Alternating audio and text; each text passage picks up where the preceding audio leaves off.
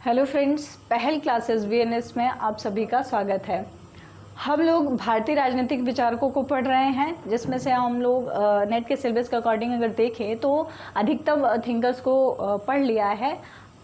पिछली वीडियो में हम लोग जयप्रकाश नारायण को पढ़ रहे थे, जैसे पार्ट 1 के अंतर्गत हम लोगों ने जेपी के बारे में उनका इंट्रोडक्शन प्लस उनका जो सर्वोदय पर जो विचार रहा है उसको देखे थे कि किस प्रकार से उन्होंने सभी के कल्याण के लिए जो बात कही, फिर उसके बाद कृषि ज्योति या सामुदायिक विकास कार्यक्रम से रिलेटेड जो बातें वो कही उसको हमने पहले वीडियो में देखा था। आज की वीडियो में हम लोग अगर देखेंगे तो उनका सबसे महत्वपूर्ण विचार, जैसा कि उनकी बुक थी a play for reconstruction of Indian polity, मतलब वो भारतीय जो शासन संविधान है या शासन प्रणाली है, फिलहाल संविधान तो नहीं, शासन प्रणाली है, उसमें जो कमियां थी उन कमियों को देख करके उसमें सुधार करने के लिए सुधार करने के उद्देश्य से उन्होंने अपनी इस पुस्तक को लिखी, जिसमें अपना सुझाव प्रस्तुत किया।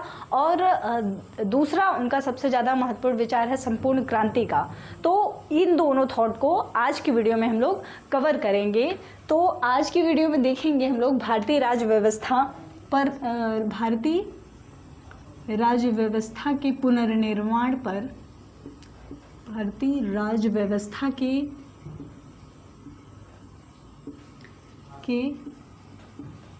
पुनर्निर्माण का विचार, पुनर्निर्माण पर जेपी का क्या विचार है उसको हम समझेंगे। तो जैसा कि देखा जाए तो आवश्यकता इनको क्यों ही पड़ रही है कि जो भारतीय राज्य व्यवस्था है उसका पुनर्निर्माण किया जाए, क्योंकि हम लोग देख रहे हैं कि जैसे ही देश आज़ाद होता है, देश के आज़ाद होने के बाद से जो उस समय की तात्कालीन व्यवस्था है, राष्ट्रीय आंदोलन की जो अपेक्षाएं और उनकी जो आकांक्षाएं रही हैं उसको पूरा करने में सफल साबित नहीं हो पाई, नाकामयाब होती रही। तो इसी वजह से उस स्थान पर वैसे शासन प्रणाली के आधार पर उन्होंने अपना जो राज्य व्यवस्था है उसको पुनर्निर्मित करने का कॉन्सेप्ट रखा। इस वजह से उन्होंने अपनी ये बुक, जैसा कि बताया ना कि भारतीय जो राज्य व्यवस्था है उसमें कुछ परिवर्तन करना चाहते थे, उसमें जो कमियां थी उन कमियों को दूर करना चाहते थे। इसी वजह से उन्होंने अपनी ये book A play for reconstruction of Indian polity, reconstruction of Indian polity लिखा। इसी में उन्होंने जो कमियां थी उसको बताया और साथ ही साथ उसमें सुझाव भी प्रस्तुत किया।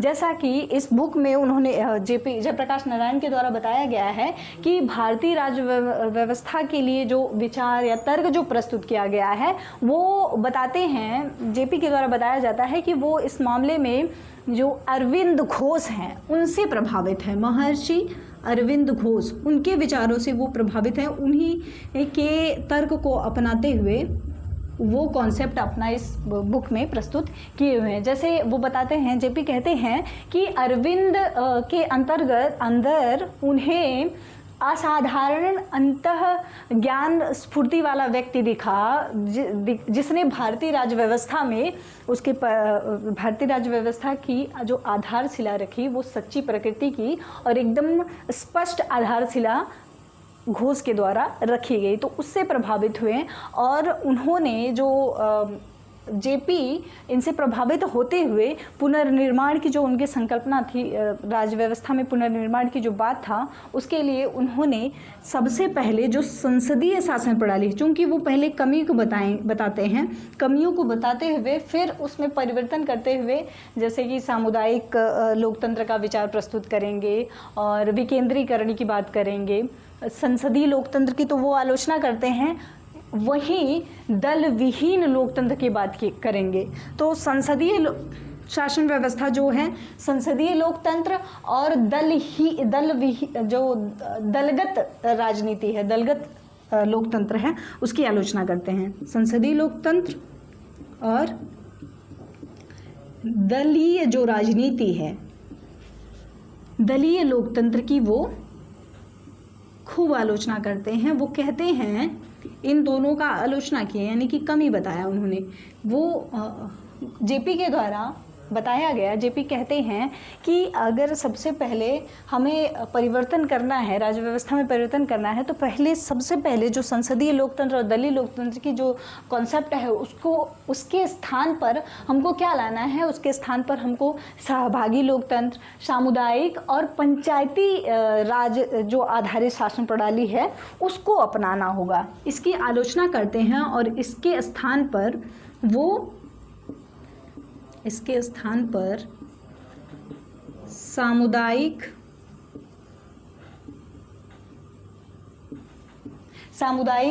शासन प्रणाली की बात किए। मतलब जो जैसा कि हम लोग उनका कृषि जोत की ही बात किए थे, तो उसमें वो बताते हैं कि जो कृषि जोत रहेंगी छोटे छोटे खंडों में बटी होंगी और उस पर कृषि मतलब खेती करने का अधिकार समुदाय को होगा, किसी एक इंडिविजुअल पर्सन की बात नहीं करते। तो इसके स्थान पर वो सामुदायिक और दलविहीन लोकतंत्र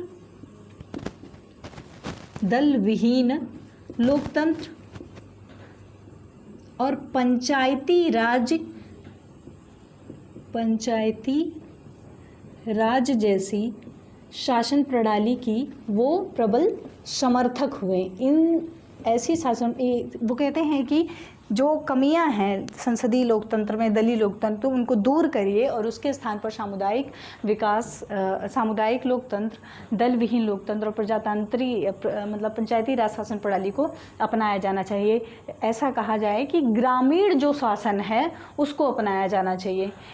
अब उन्होंने ये तो कमी बताई, फिर उसमें आधार भी बताएं, और आधार स्वरूप में अगर हम लोग देखें तो वो सबसे पहले संसदीय लोकतंत्र की आलोचना करते हैं और कहते हैं कि जेपी के द्वारा बताया गया कि जो संसदीय लोकतंत्र होता है इसके अंतर्गत शक्ति और सत्ता प्राप्त करने की अधिक लालसा होती है, और साथ ही साथ इसके अंतर्गत शक्ति का केंद्रीकरण होता है।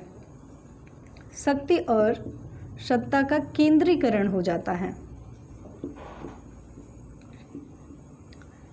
शक्ति और सत्ता का केंद्रीकरण, यहाँ पे अगर हम लोग देखें तो चूंकि भारत में भी संसदीय लोकतंत्र था, लेकिन उस टाइम जेपी का जो, जैसे कि संपूर्ण जो क्रांति का नारा देते हैं, तो तत्कालीन शासन प्रणाली में अगर हम लोग देखें तो इंदिरा गांधी की सरकार रहती है, तो वहाँ पर वो आनुभाविक मतलब चीज़ों को देखते हुए वो बताते हैं कि अगर ऐसी शासन प्रणाली है तो इसमें सत्ता प्राप्त करने की लालसा लोगों को अधिक से अधिक बढ़ जाती है, जो कि उचित नहीं है। इस वजह से जो संसदीय शासन प्रणाली है, संसदीय लोकतंत्र है, इसको समाप्त करते हुए हम क्या करेंगे? सामुदायिक लोकतंत्र और दल विहीन लोकतंत्र की बात करेंगे इसमें। और साथ ही साथ इसके साथ ही वो बताते हैं कि ये जो संसदीय लोकतंत्र है इसके अंतर्गत शुरू में देखा जाए तो वो सत्ता प्राप्त करने के लिए राष्ट्रीय हित और जनहित के बजाय, जैसा कि जब भी इसमें संसदीय लोकतंत्र में ही अक्सर हमें दलीय राजनीति देखने को मिलती है, और दलीय राजनीति के अंतर्गत वो बताते हैं कि इसके अंतर्गत सत्ता के केंद्रीकरण के साथ साथ लोग अधिक से अधिक सत्ता प्राप्ति प्लस राष्ट्रीय हित और जनहित के बजाय लोग जो दलीय शासन है, दलीय हित है, उसको प्रायोरिटी देने लगते हैं, उसको प्राथमिकता देते हैं।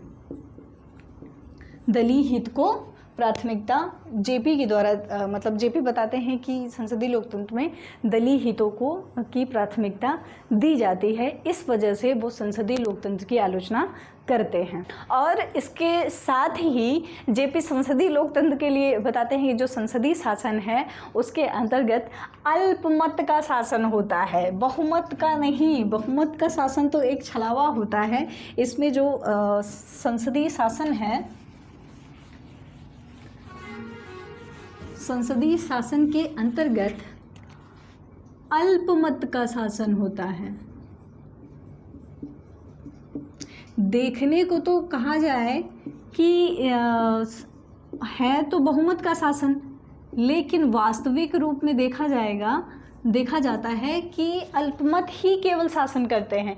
इसी वजह से जेपी कहते हैं कि अगर तत्कालीन या वर्तमान की तथाकथित जो लोकतंत्र है उसको वास्तविक रूप में देखा जाए तो वो केवल निर्वाचक अल्पतंत्र के रूप में है, जिसमें केवल आम जनता या साधारण जनता की भूमिका, अगर हम लोग देखें, साधारण जनता की भूमिका यहाँ नगण्य होती है। साधारण जनता की भूमिका बहुत ही कम, न के बराबर होती है, नगण्य होती है। इस वजह से वो इसकी आलोचना करते हैं और कहते हैं संसदीय लोकतंत्र केंद्रीकरण की प्रवृत्ति को बढ़ा रहा है, दलीय हितों को बढ़ा रहा है, दलीय हितों को ध्यान में रखकर उस हिसाब से काम कर रहा है और इसमें केवल और केवल अल्पमत का ही शासन होता है।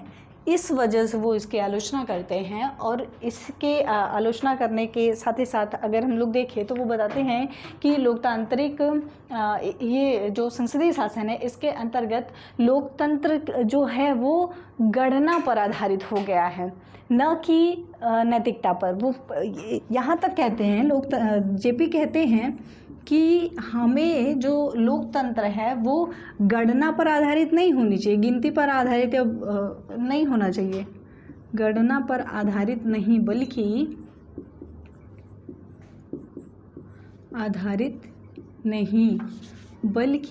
नैतिकता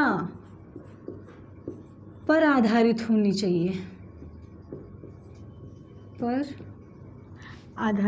चाहिए, गिनती पर नहीं। और यही रीज़न है कि तत्कालीन जो परिस्थिति है, तत्कालीन जो लोकतंत्र है वो गणना पर ही मतलब आधारित हो गया है, जिसकी वजह से लोकतंत्र के अंतर्गत बहुसंख्यवाद जो हैं, कुछ ही विशेष वर्ग हैं, उसकी तानाशाही स्थापित हो जाती है बहुसंख्यकवाद पर। इस वजह से वो उसकी आलोचना करते हैं और साथ ही साथ कहते हैं कि संसदीय शासन में दलगत राजनीति को बढ़ावा मिलता है, क्योंकि संसदीय शासन में दलों की प्रधानता होती है, दल होते हैं और यहाँ पर लोकतंत्र और स्वशासन के नाम पर केवल और केवल सूक्ष्म जो दल हैं वो केवल और केवल सूक्ष्म हितों को ही मतलब देते हैं, जैसे कि दलीय हितों को ही प्रेफर करते हैं, उसी को बढ़ाते हैं और लोकतंत्र सभी लोगों का सभी के लिए कल्याण की बात और स्वशासन की बात करके केवल और केवल ये भ्रम ही फैलाते हैं। वास्तविक में यहाँ पर जनता का शासन पूर्ण रूप में नहीं प्राप्त हो पाता है। इस वजह से वो इसकी आलोचना करते हैं और कहते हैं कि साधारण जनता की ऐसे शासन प्रणाली में साधारण जनता की जो अभिव्यक्ति की, वाक्य एवं अभिव्यक्ति की स्वतंत्रता है उस पर भी संकट आ जाता है। वाक्य एवं अभिव्यक्ति की स्वतंत्रता पर भी संकट उत्पन्न होता है दलगत राजनीति के अंतर्गत। जेपी इस वजह से इसकी आलोचना किए, कहते हैं कि संसदीय लोकतंत्र में ना ही तो जन कल्याण संभव अच्छे से है, ना ही लोगों की अभिव्यक्ति बच पा रही है, उसमें भी तानाशाही हो जाती है, लोगों की अभिव्यक्ति को भी दबा दिया जाता है। इस वजह से इसकी आलोचना करते हैं और कहते हैं कि इसी में एक देखें तो वो बताते हैं जैसे कि प्रत्यक्ष निर्वाचन पद्धति होती है।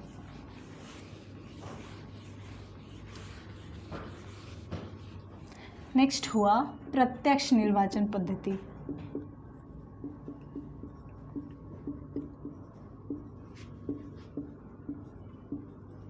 प्रत्यक्ष निर्वाचन पद्धति जेपी के द्वारा बताया जाता है। कहते हैं कि यह पद्धति जो है वो भ्रष्टाचार, अनुत्तरदायित्व और संकीर्ण हितों को ही बढ़ावा देता है, जिससे केवल और केवल जो वोटों की राजनीति है वही सफल हो पाती है, जन कल्याण संभव नहीं हो पाता। केवल और केवल ये कौन सी शासन किस राजनीति को बल देती है? सत्ता की राजनीति को बढ़ावा देता है।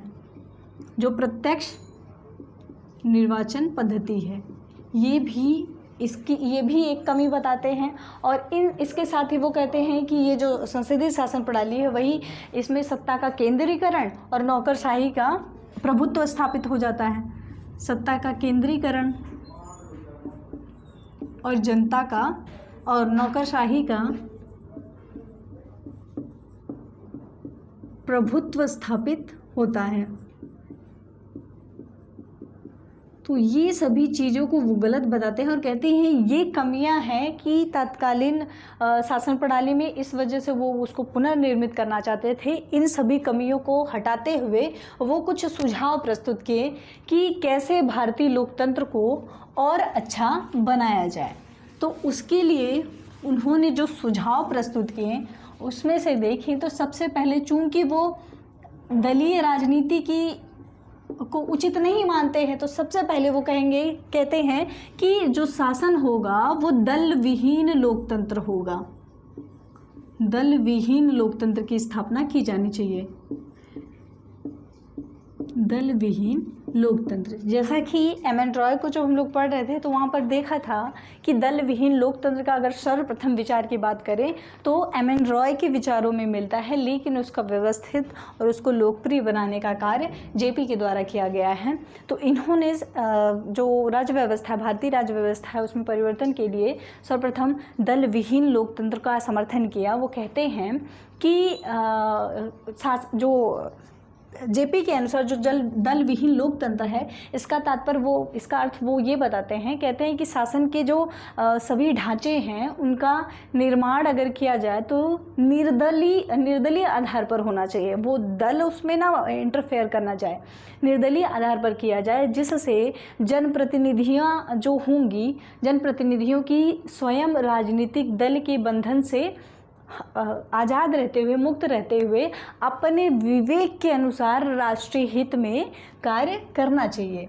तो जो जनप्रतिनिधि होंगे वो दलीय हितों को न प्रेफर करके, दलीय हितों को न बढ़ावा दे करके, वो जन कल्याण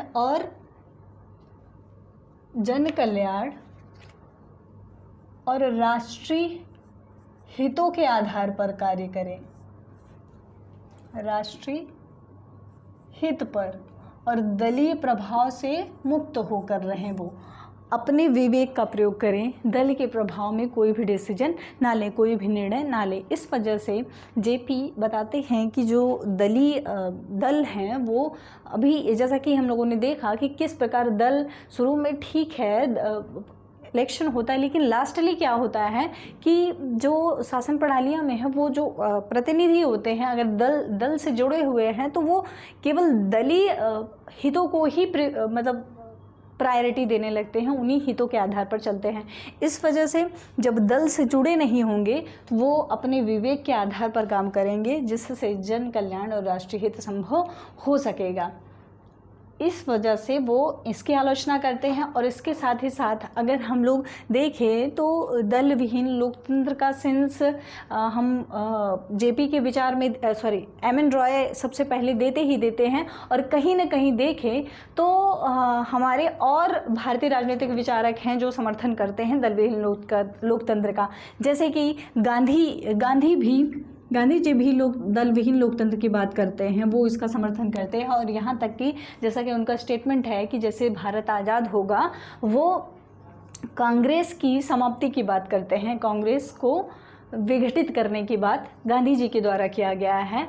और आधुनिक युग में तो वो अभी वर्तमान समय में देखा जाए तो कुछ जगहों पर दल विहीन लोकतंत्र है भी, जैसा कि आप देखेंगे कुछ देश हैं जहाँ पर है छोटे छोटे जो द्वीप है, जैसे कि नारू, जुवालू, माइक्रोनेशिया, ऐसे कुछ छोटे छोटे द्वीपीय देश हैं जहाँ पर दल विहीन लोकतंत्र आज तक सफल रूप से कार्य कर रहा है। इसके साथ ही उन्होंने दूसरा बताया कि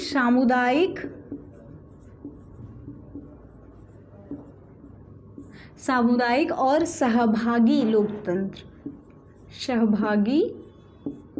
लोकतंत्र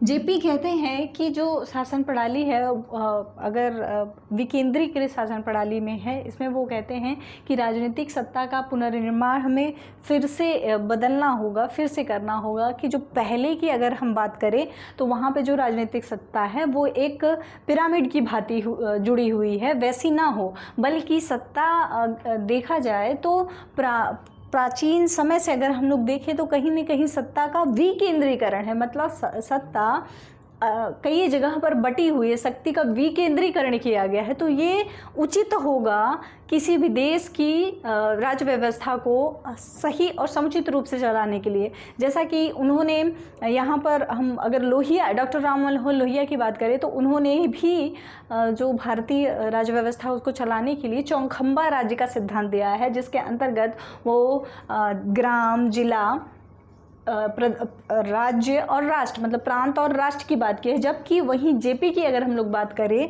तो वो इसके अंतर्गत 5 तत्वों की, 5 विकेंद्रीकृत या जो स्थानीय स्तर पर विकेंद्रीकरण का सिद्धांत दिया है। उन्होंने 5 स्तरीय शासन प्रणाली की बात की, मतलब 5 स्तर पर शासन किया जाएगा, छोटे छोटे। जैसे कि उन्होंने सबसे पहले कहा ग्राम हो, खंड, जिला स्तर पर, प्रांत स्तर पर ना, ग्राम, जिला, खंड, प्रांत और राष्ट्र, प्रांत और राष्ट्र, ये 5 प्रकार के वो 5 स्तरीय शासन बताएं जिसके अंतर्गत शासन होगा। जैसा कि उन्होंने कहा कि जो ऐसी शासन प्रणाली होगी 5 स्तरीय होगी, तो इसमें से वो बताते हैं कि जैसे ग्राम सभा है, ग्राम सभा जो पंचायत समिति के ग्राम पंचायत के सदस्य हैं उनका चुनाव करती है। फिर उसके बाद ग्राम पंचायतों के सदस्य ग्राम समितियों के माध्यम ग्राम समितियों के सदस्यों का चुनाव करते हैं। इसी क्रम में ये शासन प्रणाली उन्होंने कहा कि ग्राम सभा ग्राम समिति के सदस्य का, फिर ग्राम जो पंचायत है वो ग्राम समिति के सदस्यों का चुनाव करती है। तो यही क्रम उन्होंने कहा कि यही क्रम चलेगा लोगों को चुनने का। तो इस प्रकार से अगर हम लोग देखें तो लोक स्वराज्य की स्थापना होगी, लोक स्वराज्य स्थापित हो पाएगा। लोक स्वराज्य का तात्पर्य वो बताते हैं कि जैसे इसमें जनता की नीति ही होगी और जनता के माध्यम से ही जनता की ही शक्ति होगी, यानी कि लोक नीति और लोक शक्ति इसमें महत्वपूर्ण हो जाती है। जनता के द्वारा बनाई गई नीतियाँ ही होंगी और जनता ही उन शक्तियों का प्रयोग करेगी। तो ये हमें केवल और केवल सामुदायिक और सहभागी लोकतंत्र की स्थापना में ही संभव हो सकता है, जहाँ पर साधारण जनता की सहभागिता संभव हो पाएगी। तो देख ही सकते हैं हम लोग कि ग्राम स्तर पर, जिला स्तर पर, खंड, प्रांत और राष्ट्र स्तर पर वो लोगों को जोड़ने की बात किए हुए हैं। फिर उसके बाद उन्होंने सामुदायिक लोकतंत्र का आर्थिक विकास की भी बात की, जैसा कि सहभागी लोकतंत्र की राज्य व्यवस्था में उन्होंने तो बात तो किया परिवर्तन की, लेकिन इसके साथ ही साथ आर्थिक क्षेत्रों में भी उन्होंने आर्थिक लोकतंत्र, सामुदायिक लोकतंत्र का आर्थिक सिद्धांत, सामुदायिक लोकतंत्र का आर्थिक तत्व, उस पर भी बल दिया इन्होंने। ये कहते हैं कि जो राज्य व्यवस्था है इसके साथ ही साथ हमें इसका आर्थिक स्वरूप भी बदलना होगा। वो कहते हैं कि इसमें हमें आर्थिक पुनर्निर्माण की भी ज़रूरत है। उन्होंने कहा जैसे कि वर्तमान उस समय में देखा जाए तो योजना आयोग हुआ करती थी।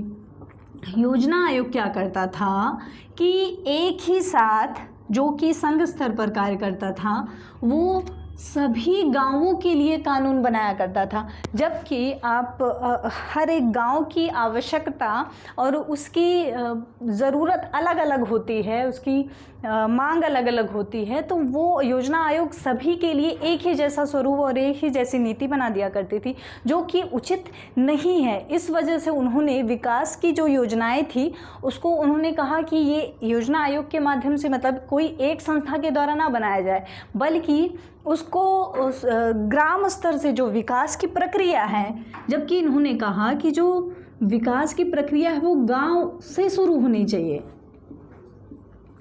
विकास की प्रक्रिया ग्राम से शुरू होनी चाहिए, ग्राम तक जानी चाहिए, एक क्रम से, जैसे कि ग्राम, फिर उसके बाद उन्होंने कहा खंड, फिर जिला, फिर प्रांत, फिर राष्ट्रीय स्तर पर जाए। तो इस हिसाब से उन्होंने कहा कि जो विकास की प्रक्रिया चलेगी वो केवल संघ के द्वारा ही नहीं, एक ही जगह से नहीं शुरू होगी, वो अलग अलग स्तर पर अलग अलग उनके विकास का कार्य किया जाएगा।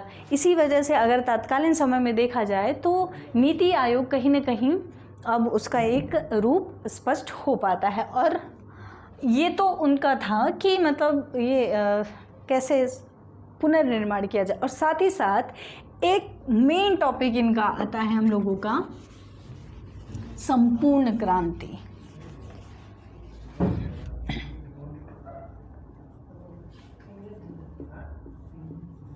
संपूर्ण क्रांति, तो संपूर्ण क्रांति का विचार देखा जाए तो इन्होंने 5 जून 1974 को जेपी के द्वारा संपूर्ण क्रांति का जो विचार शुरू किया गया वो 5 जून 1974 के बिहार के पटना के बिहार से शुरू हुआ था, वहाँ पे पटना के गांधी मैदान से, पटना के गांधी मैदान से शुरू किया गया।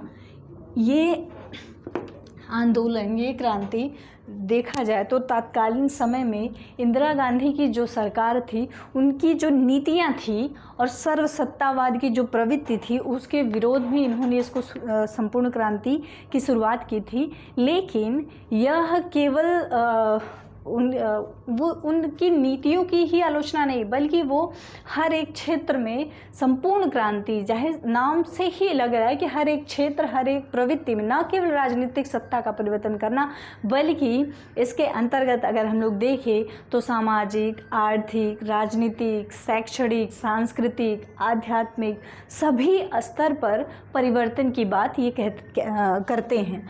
तो इसके अंतर्गत हम केवल एक पक्ष नहीं, राजनीतिक पक्ष पर ही नहीं बल देंगे, बल्कि सभी पक्षों पर, सामाजिक, आर्थिक, राजनीतिक, सांस्कृतिक, आध्यात्मिक, हर एक पक्ष को बदलने की कोशिश करेंगे। क्योंकि वो बताते हैं कि, और यहाँ तक कि जेपी कहते हैं कि जो ये क्रांति है वो अहिंसात्मक क्रांति का ही अहिंसात्मक क्रांति होगी, कोई हिंसा का प्रयोग नहीं किया जाएगा, अहिंसात्मक क्रांति होगी। और इसका उद्देश्य समाज और व्यक्ति, जो संपूर्ण क्रांति है इसका उद्देश्य व्यक्ति और समाज में परिवर्तन करना था।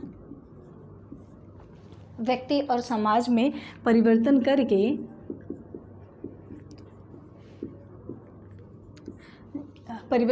एक नया रूप देना था। उनकी जो पुरानी विकृत प्रवृत्ति रही है उसको बदल करके हम एक नया रूप देंगे, हर एक क्षेत्र में देंगे।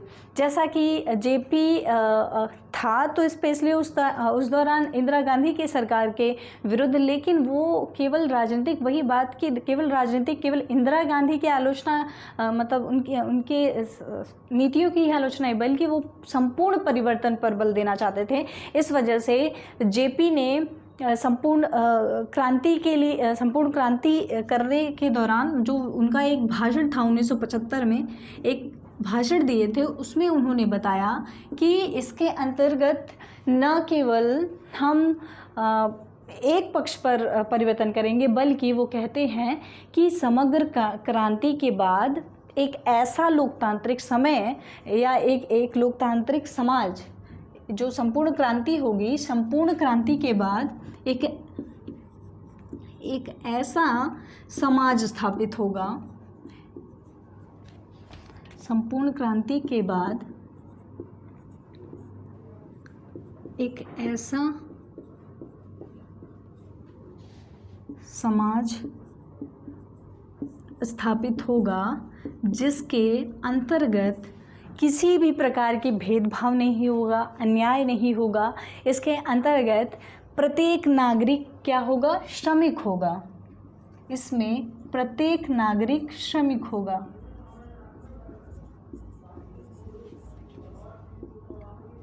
नागरिक श्रमिक होगा।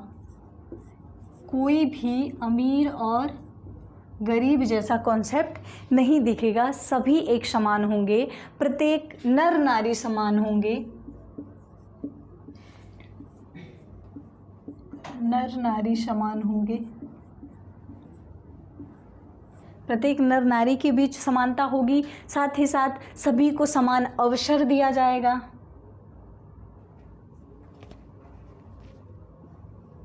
सभी को समान अवसर,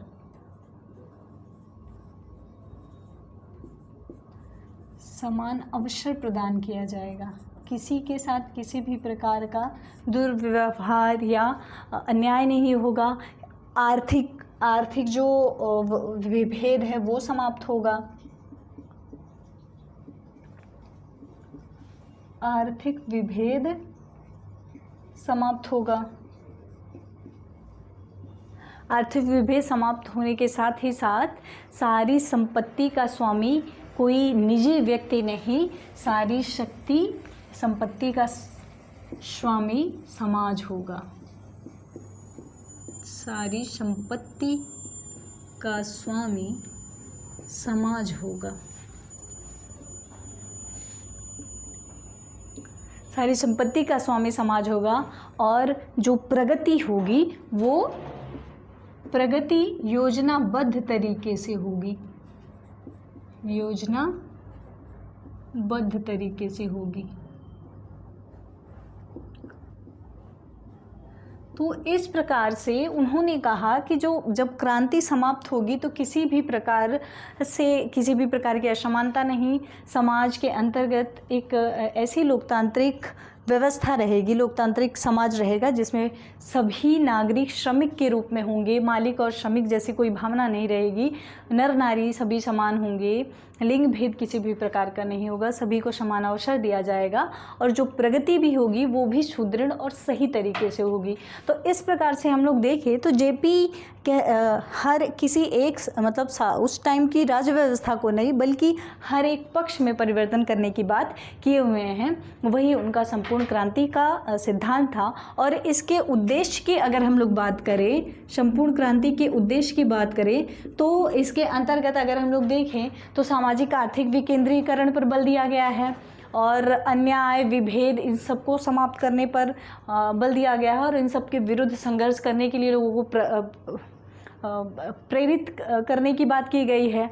और इसके अंतर्गत सहभागी लोकतंत्र पर बल है। सहभागी लोकतंत्र यानी कि जनता का ही शासन होगा। और इसमें इन्होंने जो बताया कि दलगत राजनीति नहीं होगी बल्कि वहाँ जनप्रतिनिधि होंगे और जन समितियाँ बनाई जाएंगी। जब जन समितियों की स्थापना की जाएगी और अगर इसके साथ ही वो बताते हैं और अगर जो हमारे जनप्रतिनिधि हैं तो उनको हम रिकॉल करने की भी उसमें वो कहते हैं कि यहाँ पर रिकॉल करने की यानी प्रत्यावाहन, अगर वो जो हम शक्ति उसको प्रदान किए हैं, जिस उद्देश्य से हम उसको उस पद पर भेजे हुए हैं, अगर वो उन कर्तव्यों का निर्वहन सही से नहीं कर पाता है तो उसकी गलती पर उसे फिर वापस बुलाया जा सके, उससे प्रश्न पूछा जा सके। ये सब भी अधिकार उनके मतलब जो संपूर्ण क्रांति की उसका एक उद्देश्य के रूप में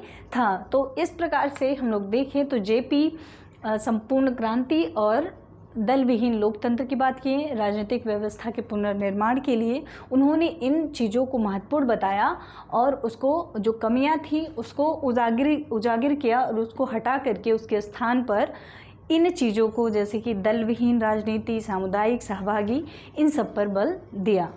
तो अब तक हम लोग मतलब जेपी का कॉन्सेप्ट हम लोग समाप्त कर चुके हैं।